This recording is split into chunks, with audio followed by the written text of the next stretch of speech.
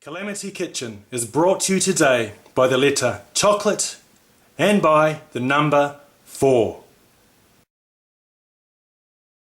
How many of you have seen the film Charlie and the Chocolate Factory, starring Johnny Depp as the enigmatic and madcap Willy Wonka? Now, in this fast-paced digital world of HD TV, mobile media and touchscreen everything, it's important that we do not lose sight of the fact that this film is based entirely upon a good old-fashioned standard definition movie. Does anyone remember them? Ah, damn, there goes the props budget wiped out by the 4th video. Willy Wonka and the Chocolate Factory stars Gene Wilder as Wonka, and despite being over 40 years old, in my opinion, this is the better of the two. The original one just seems to have a lot more charm somehow. However, there is one thing that bothers me about both of these movies. It shouldn't, I know, and perhaps I shouldn't unfairly target the elderly, but Grandpa Joe. Spoiler alert here, because if you haven't yet seen either movie and you don't want to know that Charlie wins the last of the golden tickets to visit Willy Wonka's chocolate factory, then you'd better look away now. For those of you who have seen the first movie, you will remember that Charlie Bucket lives in poverty. His father has passed away and his mother struggles to keep the household running. Not only is there young Charlie to feed and look after, but also 4 elderly grandparents who spent all day, every day, lying top and tail in the same big double bed. Included in that group is Grandpa Joe. And the story goes that Grandpa Joe has been unable to walk for 20 years. Now, fast forward to the bit where Charlie comes home waving the golden ticket. It quickly has to be decided who will accompany Charlie to the chocolate factory. In my opinion, Charlie's mother was a front runner in that selection process, but lo and behold, as soon as that golden ticket comes into focus, Grandpa Joe can walk again. It's a miracle! I better not pick on him anymore. Today we are going to be cooking chocolate cheesecake muffins. Let's go. Now with the cream cheese, if it's a little bit too hard from the fridge, you can pop it in the microwave for about 5 to 10 seconds just to soften it up a little bit before you add the sugar.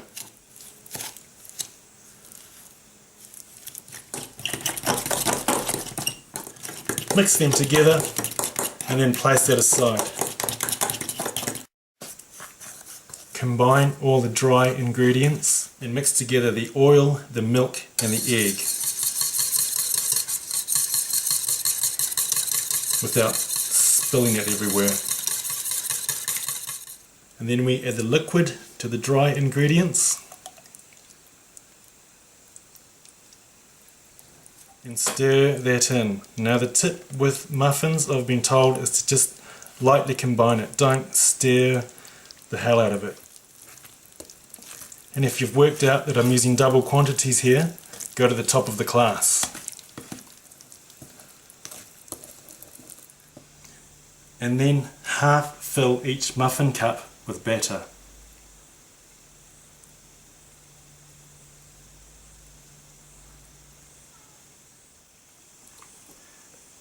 And if someone knows of a way to do this tidily, could you please come forward now? It's a bit tricky. And then we add a dollop of our cream cheese and sugar mix to each one in the centre. Once again, if someone knows of a better way to do this, let me know.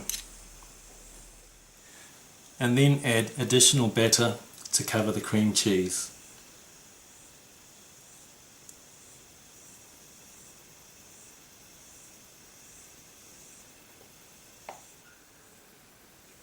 And then cook them for 20 to 25 minutes at 180 degrees Celsius.